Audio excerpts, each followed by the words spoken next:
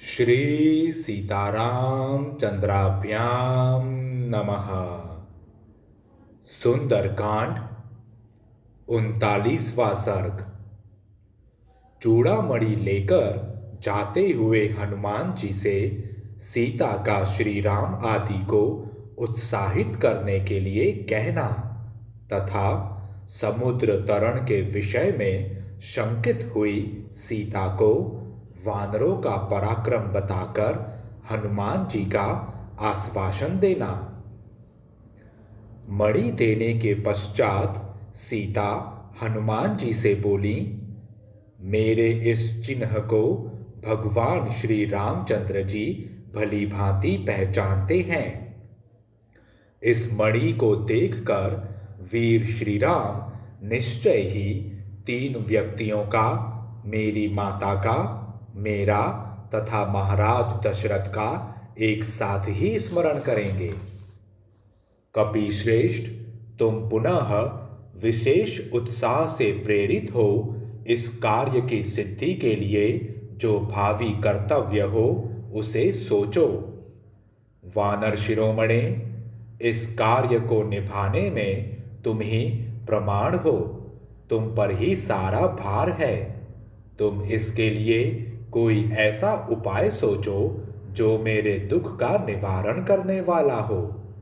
हनुमान, तुम विशेष प्रयत्न करके मेरा दुख दूर करने में सहायक बनो।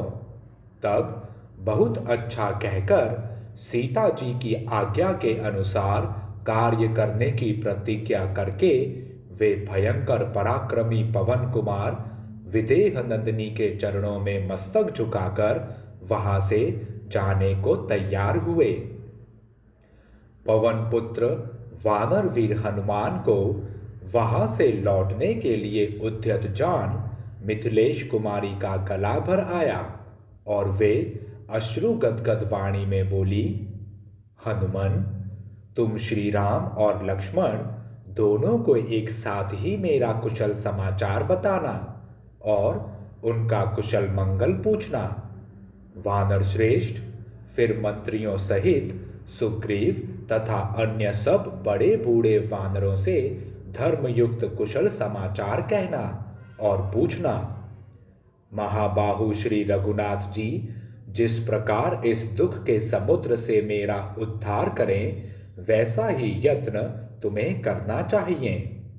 हनुमान, यशस्वी रघुनाथ जी जिस प्रकार मेरे जीते जी यहाँ आकर मुझसे मिले, मुझे संभाले, वैसी ही बातें तुम उनसे कहो और ऐसा करके वाणी के द्वारा धर्माचरण का फल प्राप्त करो। यों तो दशरथ नंदन भगवान श्री राम सदा ही उत्साह से भरे रहते हैं, तथापि मेरी कही हुई बातें सुनकर मेरी प्राप्ति के लिए उनका पुरुषार्थ और भी बढ़ेगा। तुम्हारे मुख से मेरे संदेश से युक्त बातें सुनकर ही वीर रघुनाथ जी पराक्रम करने में विधिवत अपना मन लगाएंगे। सीता की यह बात सुनकर पवन कुमार हनुमान ने माथे पर अंजलि बांधकर विनय पूर्वक उनकी बात का उत्तर दिया। देवी, जो युद्ध में सारे शत्रुओं को जीतकर आपके शोक का निवारण करेंगे, वे ककुत्स्थ कुलभूषण भगवान श्री राम श्रेष्ठ वानरों और भालुओं के साथ शीघ्र ही यहाँ पधारेंगे। मैं मनुष्यों, असुरों अथवा देवताओं में भी किसी को ऐसा नहीं देखता जो बाणों की वर्षा करते हुए भगवान श्री राम के सामने ठहर सकें। भगवान श्री राम विशेषतः आपके लिए तो युद्ध में सूर्य, इंद्र और सूर्य पुत्र यम का भी सामना कर सकते हैं। वे समुद्र पर्यंत सारी पृथ्वी को भी जीत लेने योग्य हैं। जनक नंदिनी, आपके लिए युद्ध करते समय श्री रामचंद्र जी को निश्चय ही विजय प्राप्त होगी। हनुमान जी का कथन युक्ति युक्त, सत्य और सुंदर था। उसे सुनकर जनक नंदिनी ने उनका बड़ा आदर किया और वे उनसे फिर कुछ कहने को उद्यत हुई। तदंतर वहां से प्रस्थित हुए हनुमान जी की ओर बार बार देखती हुई सीता ने सौहार्दवश स्वामी के प्रति स्नेह से युक्त सम्मानपूर्ण बात कही। शत्रुओं का दमन करने वाले वीर, यदि तुम ठीक समझो तो यहाँ एक दिन किसी गुप्त स्थान में निवास करो। इस तरह एक दिन विश्राम करके कल चले जाना। वानर वीर, तुम्हारे निकट रहने से मुझ मंदभागिनी के महान शोक का थोड़ी देर के लिए निवारण हो जाएगा। कपिश्रेष्ठ, विश्राम के पश्चात यहाँ से यात्रा करने के अनंतर यदि फिर तुम लोगों के आने में संदेह या विलंब हुआ तो मेरे प्राणों पर भी संकट आ जाएगा, इसमें संशय नहीं है। वानर वीर, मैं दुख पर दुख उठा रही हूं।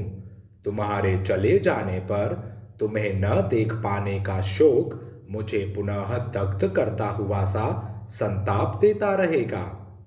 वीर वानरेश्वर, तुम्हारे साथी रीछों और वानरों के विषय में मेरे सामने अब भी यह महान संदेह तो विद्यमान ही है कि वे रीछ और वानरों की सेनाएं तथा वे दोनों राजकुमार श्री राम और लक्ष्मण इस दुष्पार महासागर को कैसे पार करेंगे।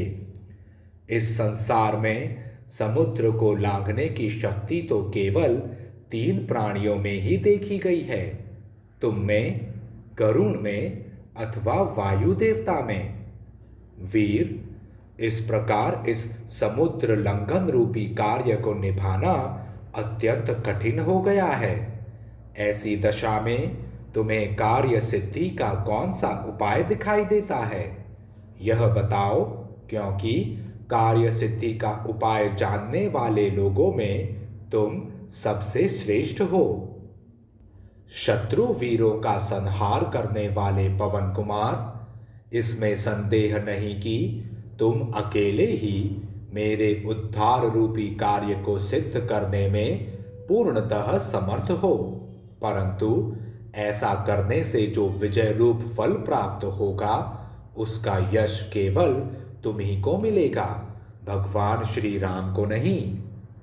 यदि रघुनाथ जी सारी सेना के साथ रावण को युद्ध में पराजित करके विजयी हो मुझे साथ ले अपनी पुरी को पधारें तो वह उनके अनुरूप कार्य होगा। शत्रु सेना का संहार करने वाले श्री राम यदि अपनी सेनाओं द्वारा लंका को पददलित करके मुझे अपने साथ ले चलें तो वही उनके योग्य होगा।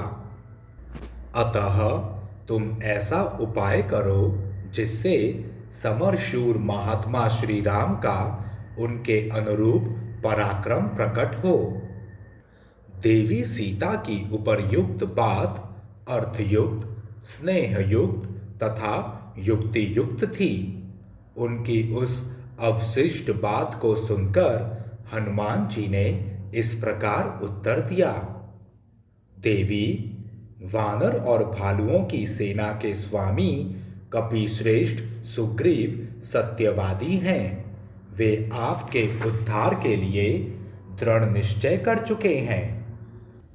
विदेह नंदिनी, उनमें राक्षसों का संहार करने की शक्ति है।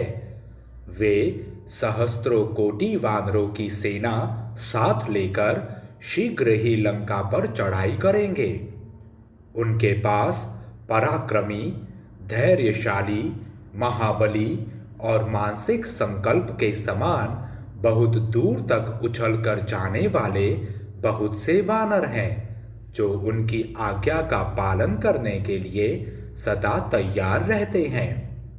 जिनकी ऊपर नीचे तथा इधर उधर कहीं भी गति नहीं रुकती, वे बड़े से बड़े कार्यों के आ पड़ने पर भी कभी हिम्मत नहीं हारते। उनमें महान तेज है। उन्होंने अत्यंत उत्साह से पूर्ण होकर वायुपथ का अनुसरण करते हुए समुद्र और पर्वतों सहित इस पृथ्वी की अनेक बार परिक्रमा की है। सुग्रीव की सेना में मेरे समान तथा मुझसे भी बढ़कर पराक्रमी वानर हैं। उनके पास कोई भी ऐसा वानर नहीं है जो बल पराक्रम में मुझसे कम हो। जब मैं ही यहाँ आ गया तब अन्य महाबली वीरों के आने में क्या संदेह है। जो श्रेष्ठ पुरुष होते हैं उन्हें संदेशवाहक दूत बनाकर नहीं भेजा जाता, साधारण कोटि के लोग ही भेजे जाते हैं। अतः देवी, आपको संताप करने की आवश्यकता नहीं है। आपका शोक दूर हो जाना चाहिए। वानर युद्धपति एक ही छलांग में लंका पहुंच जाएंगे। उदय काल के सूर्य और चंद्रमा की भांति शोभा पाने वाले और महान वानर समुदाय के साथ रहने वाले वे दोनों पुरुष सिंह श्री राम और लक्ष्मण मेरी पीठ पर बैठकर आपके पास आ पहुंचेंगे। वे दोनों नरश्रेष्ठ वीर श्री राम और लक्ष्मण एक साथ आकर अपने सायकों से लंकापुरी का विध्वंस कर डालेंगे। वरारोहे, रघुकुल को आनंदित करने वाले श्री रघुनाथ जी रावण को उसके सैनिकों सहित मारकर आपको साथ ले अपनी पुरी को लौटेंगे। इसलिए आप धैर्य धारण करें, आपका कल्याण हो। आप समय की प्रतीक्षा करें। प्रज्वलित अग्नि के समान तेजस्वी श्री रघुनाथ जी आपको शीघ्र ही दर्शन देंगे। पुत्र, मंत्री और बंधु बांधवों सहित राक्षस राज रावण के मारे जाने पर आप श्री रामचंद्र जी से उसी प्रकार मिलेंगी जैसे रोहिणी चंद्रमा से मिलती हैं। देवी, मिथिलेश कुमारी, आप शीघ्र ही अपने शोक का अंत हुआ देखेंगी। आपको यह भी दृष्टिगोचर होगा कि श्री रामचंद्र जी ने रावण को बलपूर्वक मार डाला है। विदेह नंदिनी सीता को इस प्रकार आश्वासन दे पवन कुमार हनुमान जी ने वहां से लौटने का निश्चय करके उनसे फिर कहा, देवी, आप शीघ्र ही देखेंगी कि शुद्ध हृदय वाले शत्रुनाशक श्री रघुनाथ जी तथा लक्ष्मण हाथ में धनुष लिए लंका के द्वार पर आ पहुंचे हैं। नख और दाढ़ ही जिनके अस्त्र शस्त्र हैं तथा जो सिंह और व्याघ्र के समान पराक्रमी एवं गजराजों के समान विशालकाय हैं, ऐसे वानरों को भी आप शीघ्र ही एकत्र हुआ देखेंगी। आर्ये, पर्वत और मेघ के समान विशालकाय मुख्य मुख्य वानरों के बहुत से झुंड लंकावर्ती मलय पर्वत के शिखरों पर गरजते दिखाई देंगे। श्री रामचंद्र जी के मर्म स्थल में कामदेव के भयंकर बाणों से चोट पहुंची है, इसलिए वे सिंह से पीड़ित हुए गजराज की भांति चैन नहीं पाते हैं। देवी, आप शोक के कारण रोदन न करें। आपके मन का भय दूर हो जाए। शोभने, जैसे सची देवराज इंद्र से मिलती हैं, उसी प्रकार आप अपने पति देव से मिलेंगी। भला श्री रामचंद्र जी से बढ़कर दूसरा कौन है तथा लक्ष्मण जी के समान भी कौन हो सकता है। अग्नि और वायु के तुल्य तेजस्वी वे दोनों भाई आपके आश्रय हैं। आपको कोई चिंता नहीं करनी चाहिए। देवी, राक्षसों द्वारा सेवित इस अत्यंत भयंकर देश में आपको अधिक दिनों तक नहीं रहना पड़ेगा। आपके प्रियतम के आने में विलंब नहीं होगा। जब तक मेरी उनसे भेंट न हो उतने समय तक के विलंब को आप क्षमा करें। इस प्रकार श्री वाल्मीकि निर्मित आर्ष रामायण आदि काव्य के सुंदर कांड में 39वां सर्ग पूरा हुआ। जय श्री राम।